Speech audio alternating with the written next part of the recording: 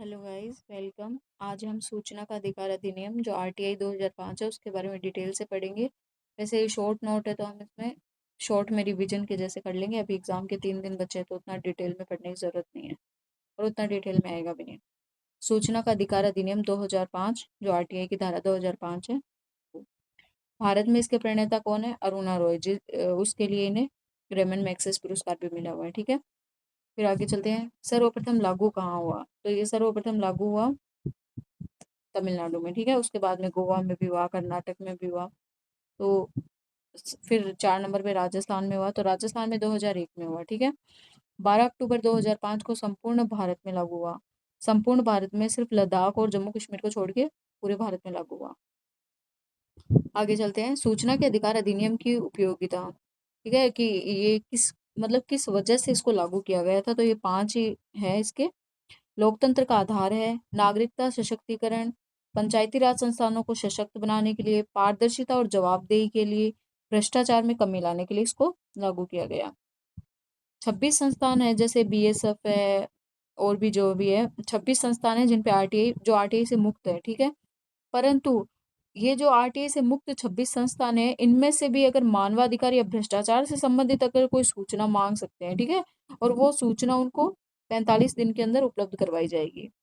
लोक सूचना अधिकारी को 30 दिन में सूचना, वैसे जैसे नॉर्मली बाकी सबके लिए इन 26 संस्थानों के अलावा अगर सूचना मांगी जाती है तो उसको 26 दिन, सॉरी, इन 26 संस्थानों के अलावा अगर किसी के बारे में सूचना मांगी जाती है तो उसको 30 दिन के अंदर सूचना प्रदान करने का प्रावधान है। ठीक है, अगर लोक सूचना अधिकारी से मांगी जाती है तो 30 दिन में, अगर अन्य लोक सूचना अधिकारी से मांगी जाती है तो 35 दिन में। ठीक है, और किसी अन्य व्यक्ति के जो थर्ड पार्टी है उससे संबंधित मांगी जाती है तो 40 दिन में।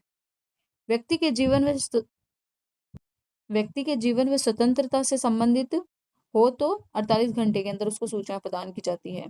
बीपीएल के लिए फ्री होती है और एपीएल के लिए इसमें 10 रुपए जो उसकी फीस होती है वो 10 रुपए लगाई गई है। ठीक है, नेक्स्ट में चलते हैं। प्रथम अपील अधिकारी को 30 दिनों में जो मतलब अगर कोई व्यक्ति अपने किसी चीज के बारे में जानना चाहता है तो वो 30 दिन के अंदर उस पे अपील अधिकारी को अपनी सूचना दे सकता है कि मुझे इसके बारे में जानना है। ठीक है, पहली अपील 30 दिन के भीतर होगी। अगला जो अपील अधिकारी है वो 30 दिन तक उसकी जांच कर सकता है या उसको आपको डेटा दे सकता है। अगर नहीं देता है, निरस्त करता है, तो भी वो 30 दिन के अंदर अंदर करेगा, उससे ज्यादा टाइम नहीं ले सकता है। ठीक है, उसके बाद अगर वो निरस्त कर दे तो आप 90 दिनों के अंदर फिर से आप उसको, जो द्वितीय अपील होती है, पहली अपील होगी वो अपील अधिकारी के पास में होगी, सूचना अधिकारी जो होता है उसके पास में होगी। दूसरी अपील जो राज्य या केंद्र सूचना आयोग होगा उसके पास में होगी। ठीक है, और वो होगी 90 दिनों के अंतर्गत। अधिकारी पर जुर्माना 250 रुपये प्रतिदिन से लेकर 25,000 तक लग सकता है, ये इंपॉर्टेंट है। राजस्थान राज्य सूचना आयोग का गठन हुआ 18 अप्रैल 2006 को। मुख्य सूचना आयुक्त एक होता है और 4 अन्य का प्रबंध किया गया है। ठीक है, नियुक्ति इसकी राज्यपाल करता है, ये अपना इस्तीफा भी राज्यपाल को देते हैं। ठीक है, अपना त्यागपत्र राज्यपाल को देते हैं। सीएम जो इसकी मतलब जो इसकी नियुक्ति में जो संस्था होती है उसमें जो सॉरी ये लोग होते हैं उसमें है, एक तो मुख्यमंत्री होता है, एक नेता प्रतिपक्ष होता है, एक सीएम द्वारा नामित कोई कैबिनेट मंत्री होता है। 3 लोग ये होते हैं और ये अपना कोई नाम चुन के राज्यपाल को देते हैं और राज्यपाल उसको शपथ दिलवाता है। कार्यकाल इनका 3 या 65 वर्ष जो भी पहले वो होता है। पहले इसका 5 और 65 था, परंतु अब 3 और 65 वर्ष है। प्रतिवेदन ये अपना राज्य सरकार को सौंपते हैं। ठीक है, ये अपना वार्षिक प्रतिवेदन ये जैसे भी है ये अपना राज्य सरकार को सौंपते हैं। प्रथम अध्यक्ष एमडी कोरानी थे, बीच वाले आपको याद करने की जरूरत नहीं है।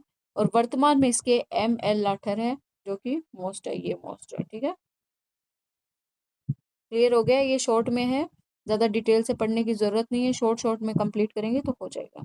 Thank you.